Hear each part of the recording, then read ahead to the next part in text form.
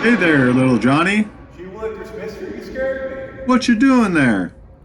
Well, I was trying to get a workout in before you grew How would up. you like to learn about the muscle pump? I mean, Great. I And here get to it. explain it, Colt Wow, McCoy. from the University of Texas football player, quarterback Colt McCoy. Well, hey kid, catch! Well, hey there, sport. I see you're getting a good lift in. Well, yeah, that's Well, fantastic. Did you know that when you're contracting and relaxing your muscles during exercise, it actually helps to move blood around the body? no, actually, I didn't. That sounds. Right? Your muscles act as a second heart, helping your actual heart to pump large amounts of blood through major veins. Well, mister, that's really interesting. But how exactly does that work? Well, I'm glad you asked. It all starts with pulling in our veins. Blood pulling? That sounds so gross. Well, it's not gross at all, actually. It's completely normal. You see, whenever we stand upright or when we work out in an upright position, gravity will naturally begin to pull the blood in our working areas, like our legs. But that's not where we want to keep our blood. We don't? But I thought we needed blood in our working muscles so we can get our bodies moving. Well, you're right, we do, but that blood doesn't have any oxygen, which is our muscles' main source of power and energy. So that is why the blood needs to return to our heart, so they can go to our lungs to be reoxygenated. And that's where our muscle pump comes into play. Let's go take a look at it in action. Come on. Whoa, where are we? We're in the working muscle. See? Look. You see, whenever we're exercising, our muscles are contracting and relaxing. Whenever they contract, they begin to compress the veins that are physically located within the larger muscle groups. As the contraction happens, blood will be forced towards the distal valve at the top end of the vein, and on the other end, the muscles will impede blood flow by forcing the proximal valves at the bottom of the vein to close shut. Oh, so it's like the muscles are working to not only get us moving, but also to earn their oxygen by helping the heart get more blood to pump around the body. That's incredible.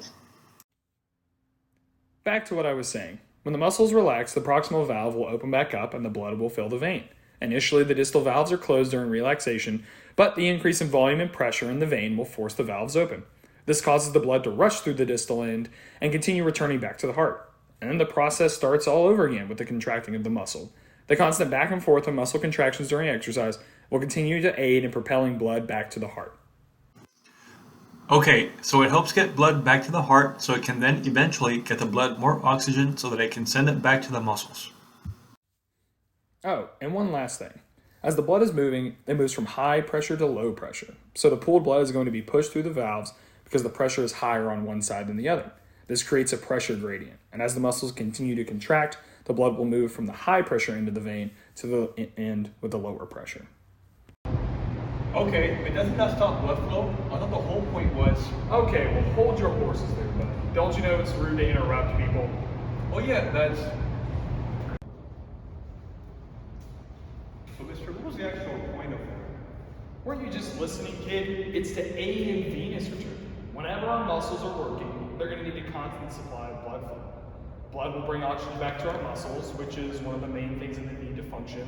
And without it, our muscles wouldn't be able to function in the first place. Oh, so they help get the blood back to the heart so that the heart can send it back to the muscles. Right, and unfortunately our heart isn't strong enough to send blood all the way down to our working muscles, then all the way through our bodies, then back to itself. And on top of that, gravity is working against blood return as well. With those two factors, the heart really needs some help to get blood back to it.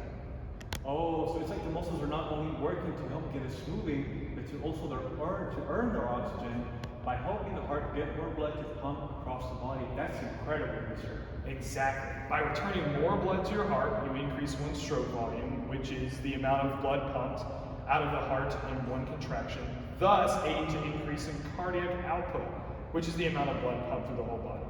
Anyway, let's see it in action and see if you've actually learned anything. Why don't we hop on this leg press here and start to apply what we were talking about. So as I'm pushing this right back up, my quads contract to compress the veins and aid venous return back to the heart. Exactly. Wow, mister, that makes me want to work out even more. That's great to hear, and maybe if you do that, you'll be just like me one day. You mean a washed-up old quarterback who plays backup to Oklahoma Heisman winner Kyler Murray?